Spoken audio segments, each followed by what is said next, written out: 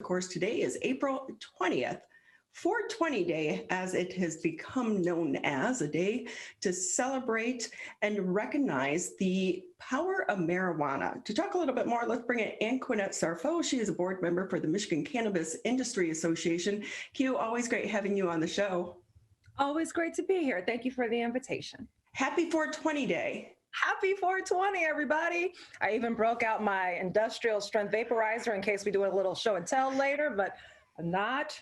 I'll puff afterwards. With that too, it's taken a long time to try to start to remove the stigma around marijuana.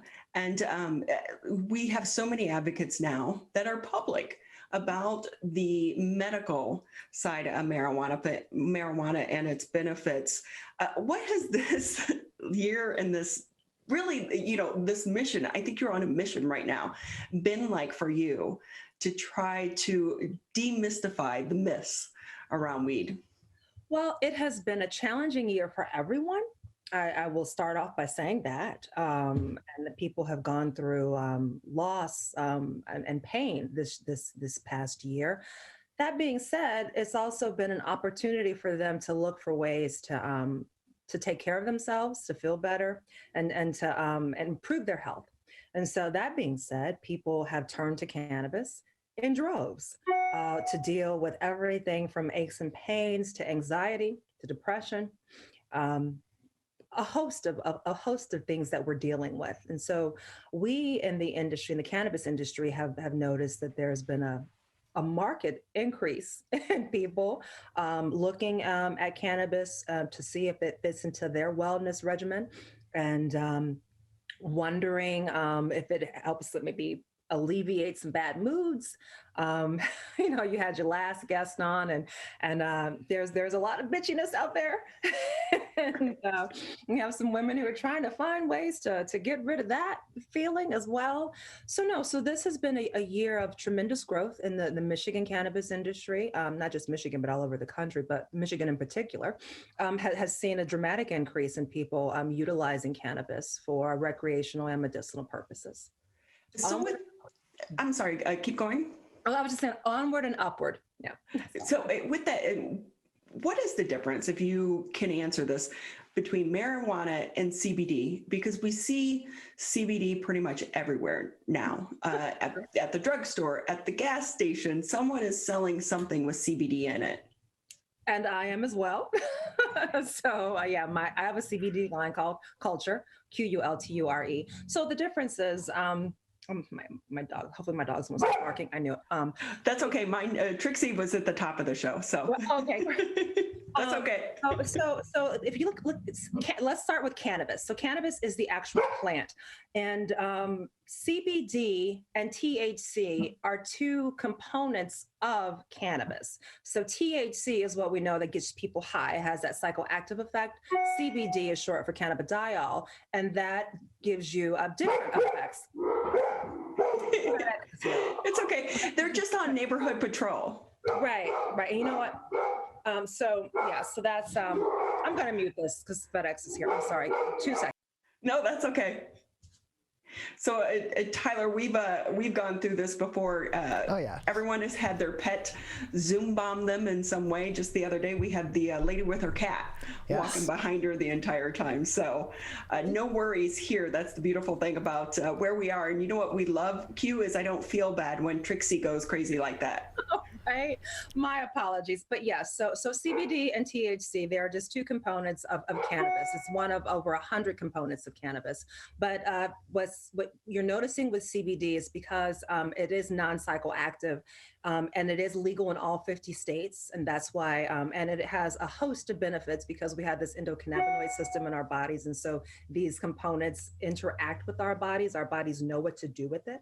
And so that's part of why it works so well for so many different conditions. And so you're seeing it everywhere because it really does help in a myriad of conditions. I would just encourage people to check out the certificate of analysis. If you order CBD online, for example, make sure it's lab tested. My products are lab tested. Most products online should be lab tested. And just FYI, I'm not sure you can get CBD on Amazon. So be careful if you're getting it on Amazon, because I don't know if they sell it on Amazon. But there are lots of companies out there that are great sources of CBD. Again, I've been one of them. But yeah, and that's the reason why you see it everywhere, because it's legal now in all 50 states and it works. And we've heard stories and read stories, about some parents that are using it for their kids that have seizures. I know that my sister was using it on her dog that had seizures and greatly improved the pet's life as well. And people as well. I also have a seizure history, and so I use CBD to manage seizures. I would encourage people to let your doctors know about that, because if you seizures are obviously can be deadly conditions, and so you want to make sure that your doctor knows what you're doing, and if you're using CBD as an adjunct to your regular treatment, or if you're using it in place of, just let your doctors know about that, because they need to know. But yes, CBD has been used successfully, especially in conditions where seizure conditions where traditional conventional medication has been unsuccessful. And even when brain surgery has been unsuccessful, they found that CBD has really been a game changer and has helped improve the lives of people who deal with seizure and epilepsy disorders. Anqunette Sarfoh with us here on the MegaCast. She's a board member for the Michigan Cannabis Industry Association, and we know that obviously here in the state of Michigan, marijuana was legalized back in 2018, and right now I think our politicians are starting to get on board because they're seeing the amount of money rolling into their communities through the tax side of marijuana. Mm-hmm. Absolutely, and they're noticing that these are businesses that are good neighbors. That are an asset to communities, and so as legalization continues to roll out across the country, and as laws get put in place here in Michigan, more and more communities are looking at their neighbors that have these businesses and saying, we're being left out. We're being left out, and our communities are hurting because of it. And so we're noticing that more communities are looking to start devising ordinances to make sure that they are allowing these companies into their communities. So with that, Q, if I can ask you, because it's not easy to get one of these licenses through the state of Michigan, but we do have so many of these more mom and pop little, I don't want to say illegal, because, they're trying to operate under the guise of being caregiver. How much of a challenge is that for people such as yourself, that you jump through the hoops to get a license, but yet you're competing with kind of this black market at the same time? Well, we always knew that the black market was going to be a part of the industry. The black market is never going to go away, plain and simple. And so our goal in crafting the ordinance and then making sure that it's implemented correctly is to make sure that taxes stay low. If you are a business owner in the cannabis industry right now and you're in the regulated legal market, it's imperative that we keep taxes low, because it's one of the best tools we have in fighting the illicit market. The illicit market is not going away, and we made it so that now if you're in the illicit market, there's a good chance that you won't go to jail or prison. Instead, it's a civil fine for the most part. But if you're doing weight, then maybe there's a different penalty for that. But no, we in the legalization circles, which was also formed by people who are already working and have had businesses in the regulated market, we don't want people to go to jail anymore. And so we know that you're going to have people who are never going to get licensed. You're going to have people who are going to continue to sell cannabis without a license. And we say, just don't arrest them. You can do other things, but we don't want them locked up. And we want to make sure that we are competitive with them. So don't price us out of the market. And they do that by keeping taxes low. Right now, Michigan has one of the lowest tax burdens when it comes to taxing consumers when it comes to cannabis. And we want to make sure it stays that way, because we know that is our biggest tool when it comes to fighting the illicit market. So as more and more states start to legalize marijuana across the country, there is a lot of pressure on the federal government to make it legal on the federal side as well, because it's like it's sending mixed messages. And even within the law enforcement circles, when you have a task force of locals with federal, that can be, a tough issue for them because the locals, it's legal, but on a federal side, it's not. But with that, we know banking, because it is still illegal federally, it can make banking for businesses such as yours a little bit more difficult. Not just the businesses, but even the people who are involved in the businesses. I've been kicked out of two banks, and personal, and not our business accounts. My personal bank accounts have been shut down at two banks. One was a credit union. One was, yeah, one was a credit union, a local credit union. I love them too, and one was a national bank, and and that was my involvement. I did not invest or did not deposit any cannabis funds whatsoever into any of these accounts. It didn't matter. They knew me as a public figure who was advocating for legalization, and so I was involved in the industry. And they sent me a letter and said I can either come and pick up my money or they will send me a check. So yes, it would be wonderful if banks would consider us to be normal law-abiding citizens that actually have state-issued licenses. Remember that. I've been background checked. My license is subject to FOIA. All of my information is out there and it's public. We are an open book when we want to be in this industry because we have to be. We are above transparency, and yet it's so hard to get banking services. I have a CBD line and it's online only. And it took me over a month to get banking services. And that was after I put up all of my test results and everything. It showed that I have a bank that's not, funneling illegal funds. And that was just for my CBD line. It would be wonderful if the SAFE Act, by the way, if you're into all of this legalization, it's the Safe Banking Act. That's what we in the industry are advocating for, the passage of the SAFE Act. It has passed the House. It passed yesterday, I believe, or day before, yes, maybe yesterday. And so we're hoping for full Senate passage on that. But no, banking services would be great because right now, we're not subject to, we can't file bankruptcy, for example, if our businesses go kaput.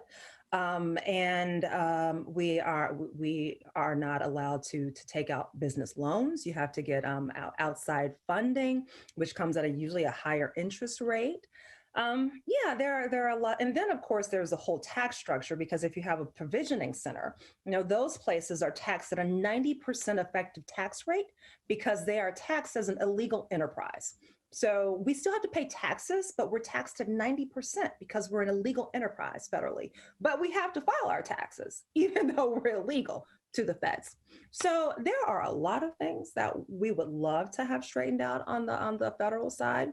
But right now, Michigan is chugging along, and hopefully, maybe even we'll have a state bank. Maybe that'll be helpful, because we have to find ways to go around this federal illegality right now.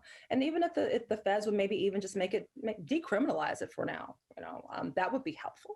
But to give us banking relief is paramount right now.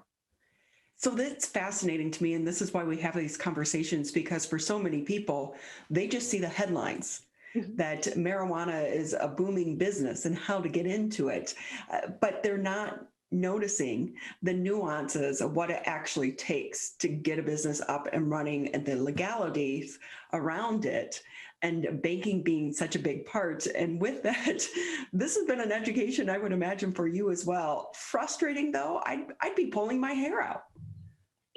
It's 3 years ago, maybe 5 years ago, when I went to Colorado and I spent a week training with a cannabis baker. And I said, should I do this? And she said, just prepare for uncertainty. Just know that you're riding a wave and that they're still writing laws. And so as they're writing laws, you're going to constantly be subjected to change. And if you go in with that mindset and you say, okay, you know what, everything's going to be a challenge. Every day is going to be different. The laws are going to say one thing one day and something else the next. And we're just going to roll with the punches, because at the end of the day, we're on the side of right. At the end of the day, We're advocating for a plant, and we're advocating to get people out of prison who have been locked up because of a plant. And so if you keep your mind on that goal, you tackle the challenges as they come, and you learn from your mistakes, and you wear your bruises as battle scars. So. Yeah, I'm sure you have a lot of battle scars after this journey. Anqunette Sarfoh with us here on the MegaCast. She's a board member for the Michigan Cannabis Industry Association. So she's talking about SAFE, the passage of the Secure and Fair Enforcement Banking Act. We do know a lot of Republican and Democratic governors are getting on board with this to try to push it through. So if you want to support it, please go ahead and reach out to your elected leaders to help show your support for the measure so that people such as Q can operate legally. With that too, Q, we have to talk a little bit about 420. So I've been going on trying to find the history of 420, and there are a lot of different stories out there. Yep, I'll go with the Waldos, and in California, in Marin County, California, in 1971, a group of high school kids who decided at 420 they were going to get together on the bad side of the school, I guess, and smoke. So it became their thing. And so it's from 50 years ago, it's grown into a national commemoration and celebration of this wonderful plant and all the things that you can do with it.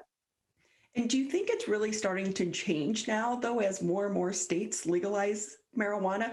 420 has a different celebration today than 5-10 years ago. Oh, absolutely. No, I would say 5 or 10 years ago, it's probably an even bigger party because it was all all of the old school advocates, I'll say, the ones who were out there in the 70s, campaigning for this for forever. So yeah, this was basically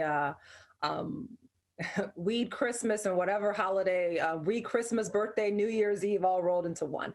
So, but I think now it's become an opportunity for people to learn more about it. I think my mom is in her 70s, and now if her experience with 420 is totally different from my stepson's at 22.